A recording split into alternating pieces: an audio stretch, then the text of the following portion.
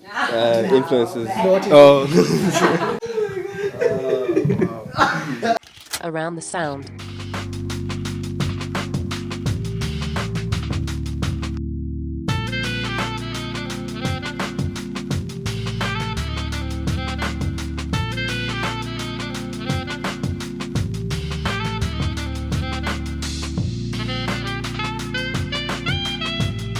Wave began as an idea.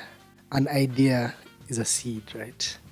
And like all seeds, they must be planted. And once it's planted, it grows into a tree. Okay, I'm just being.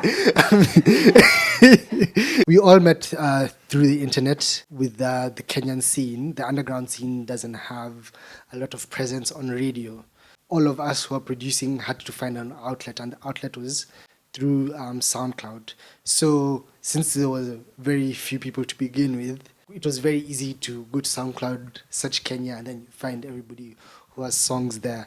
And just through trying to find a community and people who are different, like me, I was able to connect to all of them through music even before I knew who they were as people. And once we met together, we noticed that we have a similar vibe, and that's how the collective was formed.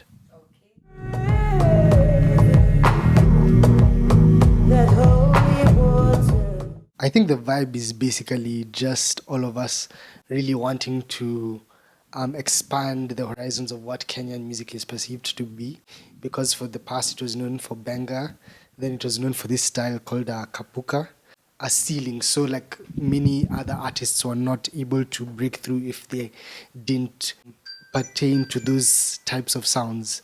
So just because of that mindset, we were all able to meet and share our skills together.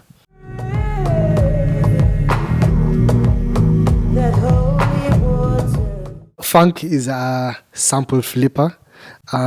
Basically, he like can warp samples to like an insane extent till you don't even know them. And then Hiriba is soulful because of jazz, like with the nice deep jazz chords and everything that's lush. And Ukweli is like an A&R basically because he knows how to find the vocalists and like pick. He can hear a song and know who's going to match it perfectly. And yeah, that's it. And Jinko is the weird space monkey. Oh yeah, and Sichangi is what's Sichangi? Bass king. We all like E-Wave, 5 of us together, already make different music, and then within the collective, like everyone in the collective makes now different music still as they produce. Like people will produce like house, R&B, Afro stuff, like hip hop stuff, trap stuff, jazzy stuff, like hard stuff, like soft stuff, just piano stuff, like so All stuff. just like and I know like most people usually say like, oh, like they produce like everything and a lot, but like for us in the collective it's very true.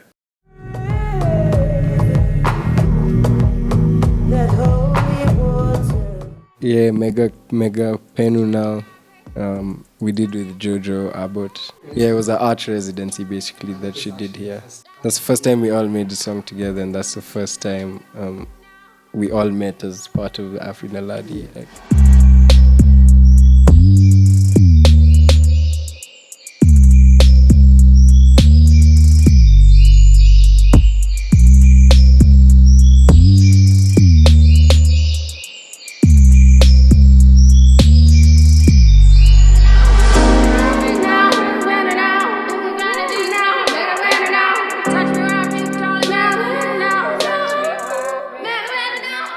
The first one was Creative's Garage. Yes, that was the studio that we shared.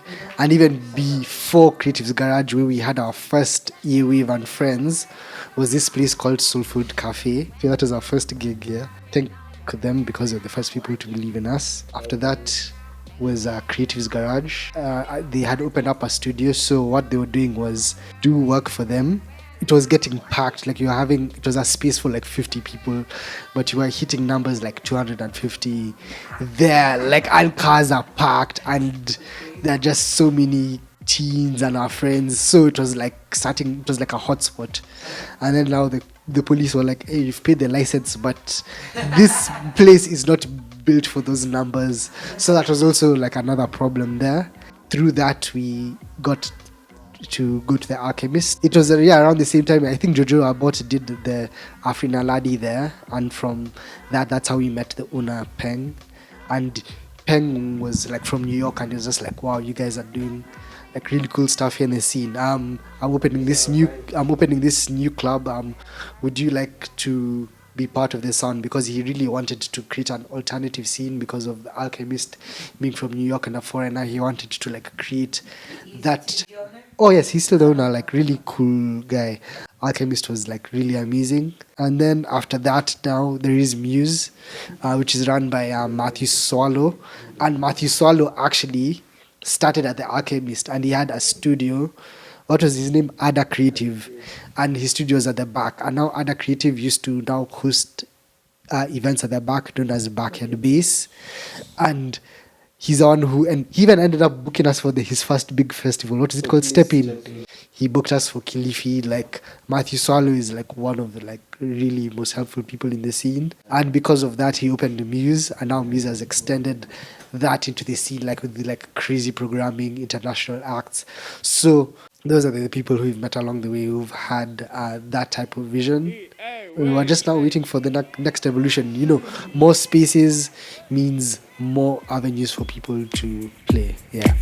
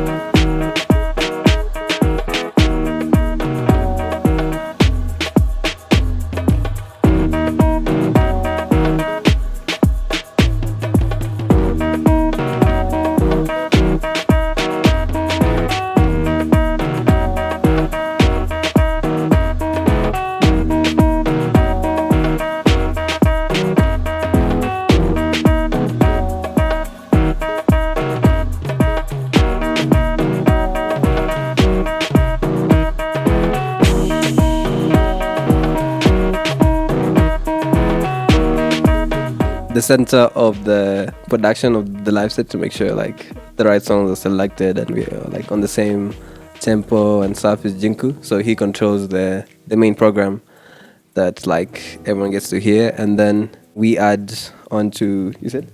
Ableton. Oh yeah, on Ableton, like the program, and then and then we add on. So like between me and Hiri, we will play bass sometimes in between, and then between three of us, we might switch to keys and effects, and yeah. So like everyone else will basically be on like a keyboard or drum pad while Jinku is on the main program. Oh yeah, and Titangi also will play guitar or keys.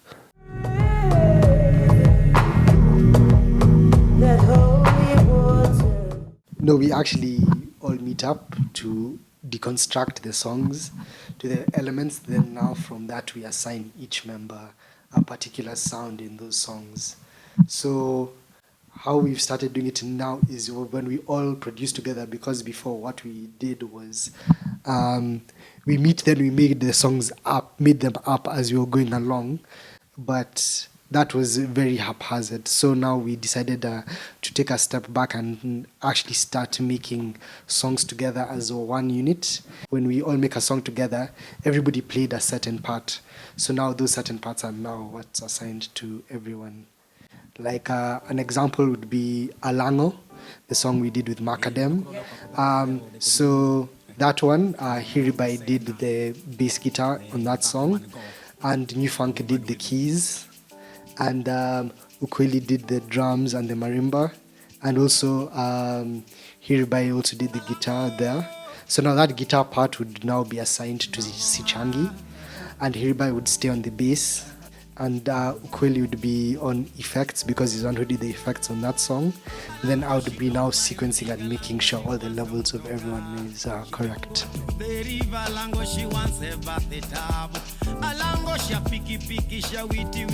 I think just based off like all the cultures that are in Africa, like the music that comes out of the continent is so diverse. Like there's so many different styles of music.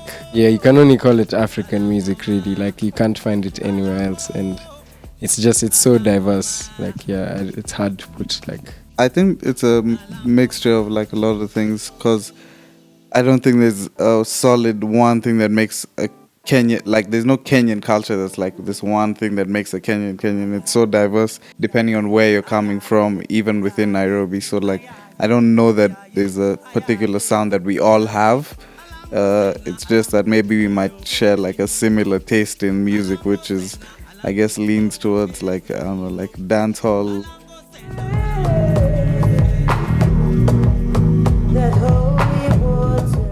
Fan of down-tempo music like bonobo, foothead, and that type of vibe. So I bring that weirdness into the collective. I like that 2000s era of like Pharrell and Swiss Beats and Timbaland, and also like old funk, like 70s soul stuff. Marvin Gaye, so many. Now it's like my head is blocked.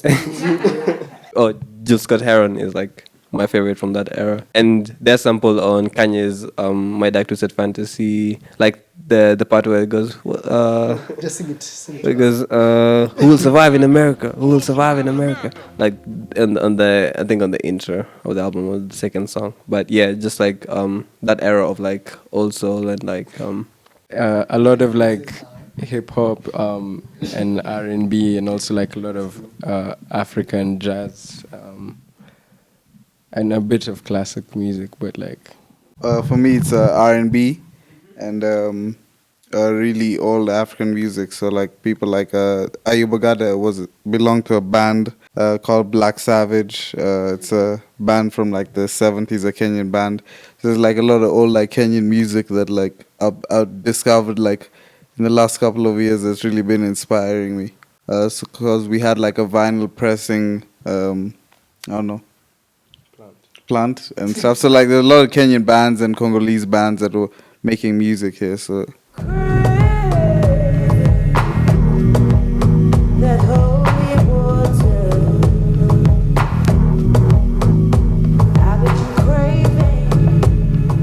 I think the movement is something that like it just happened out of like there was just a renaissance of some sort going on in Nairobi, and hence I guess the name New Nairobi. But it was just like if you're just like progressive minded and you're just doing things in a different style than we've been doing it in the past, like you were part of the movement. I can't say it's like for artists or it's for like lawyers or for like something. That's just like if you're just thinking forward right now and you're a young person in Nairobi, the energy was there before it even had a name. Yeah, and I think the point Ea Wave like plays in is that we were sort of like part of that philosophy, already living it every day, like working and community, and we just like embodied that spirit. So yeah.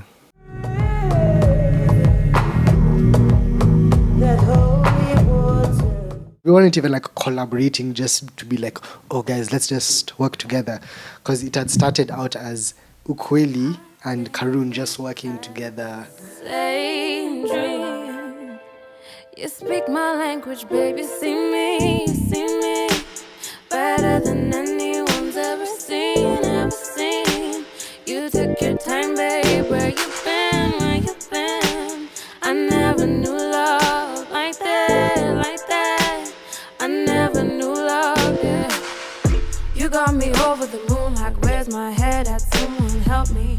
You put me on like I said we one in the same mood. It's insane. I feel like I've been blind. You're my type of guy. You're my guiding light.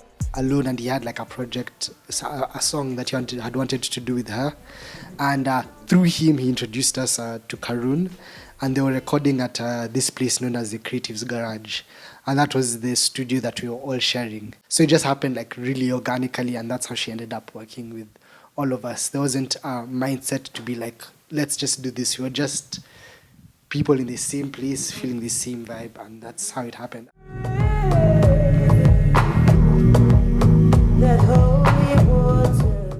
Even them, like every sector in the art scene is doing its new Nairobi thing. So us with like music collective, and then there's the fashion guys like Bongo Sawa, Nairobi Metamorphize, Apparel District, Metamorphize, yeah, Bonkers, and then actually the most thriving scene is the photography scene. Like that's one sector that's like popping like more than like the other ones, because it's the most accessible too. So if guys just have the vision, and yeah, it's successful right now.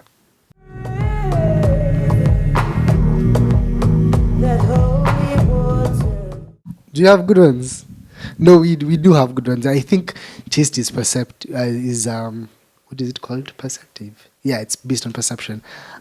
So I would say music that I like. Not really. Maybe the nyege nyege. Yeah. The nyege. I think that's the only nyege tapes. I think that's the only one in East Africa. Otherwise, I think people remove music more independently, especially here in Nairobi. I think the big labels thing died because of the DIY culture. You know, it's like, okay, why am I paying a label? Because we don't have that big engine. Like if you think a big engine, it has marketing, it can give you placement. But if you can do it yourself, might as well.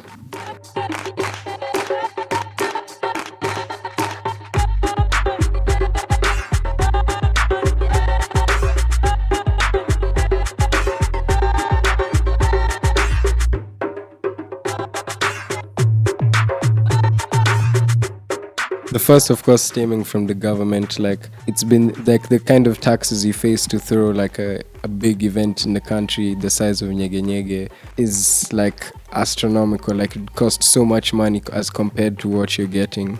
And then also I think something else is like local support. Like people wouldn't come for something that, especially if they don't know most of the acts. But you see, the thing that makes Nyege Nyege good is because you know you're never going to see the same thing. They're just like always a different vibe, and it's people you'd never find like playing on like radio or just anywhere. Like, you know, there's some really good underground artists. There's also like a lot of just like very shady promoters who are more in it for themselves than actual growth of the scene, which I feel in Uganda it's kind of like the Nyege Nyege brand has helped so many artists even break out of Uganda, you know, who are playing like Kampire and Slick Back, like, you know. So it's like, I mean, I wouldn't say there's no one, but there's not enough promoters trying to actually bring up the scene. Like everyone's just like more concerned about making money for themselves.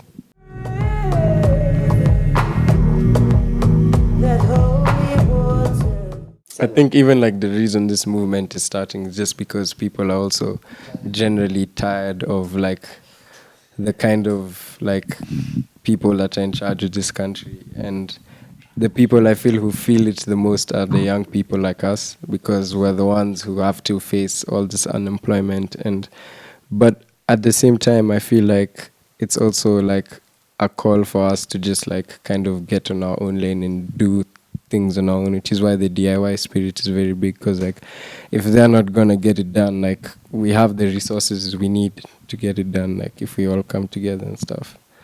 But it's definitely like not a conducive environment, especially for what we're trying to like do.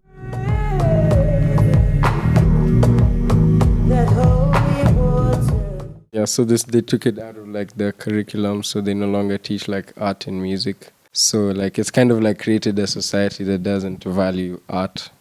So which is why it's like generally just hard to be an artist. The weird thing is that they take 70%. They calculate the running costs of that sector. Then after they subtract their running costs, they distribute the remainder to the artists, which is weird because it's supposed to be you distribute to the artists first, then you operate with 30%. They collected like $3 million.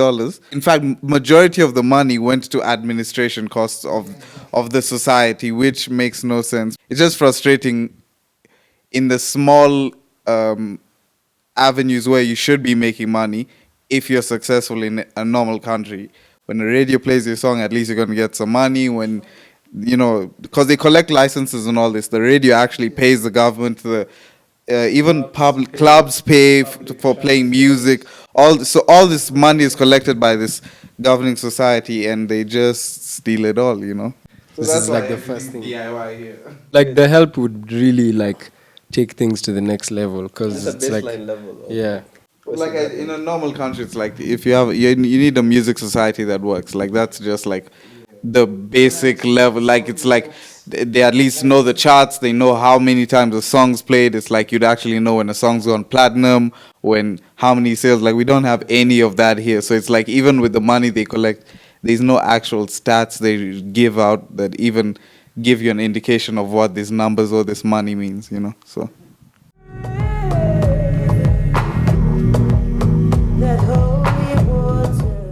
I think for people watching outside of Africa, I think should be more curious than just the title African music. Just because from outside it might seem very simple, but it's just like Don't say world music. or you don't call it world music too. That's cancelled. That's done. It's cool what Afrobeats is doing, and I think it's important that it's making guys curious about what's happening in Africa. But I think once you get introduced to it, that kind of try to look deeper, and then I think the best way is to get into countries, because if you just look at Africa as a whole, you know where to start, just because the music is crazy and like everywhere, and like small scenes, big scenes. So like just start with countries, and then you find out more about African music. Yeah, come to Africa.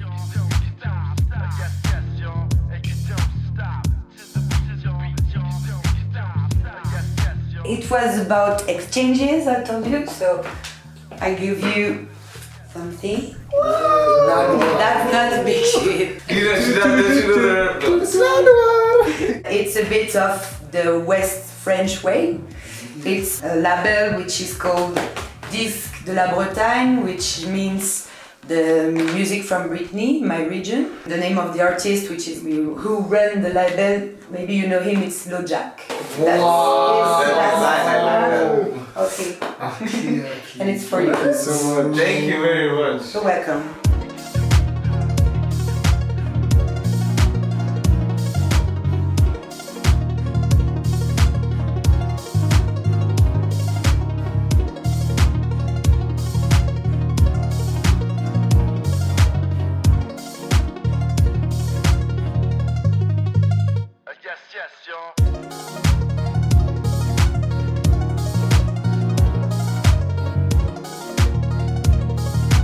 Can I add something? Around the sound.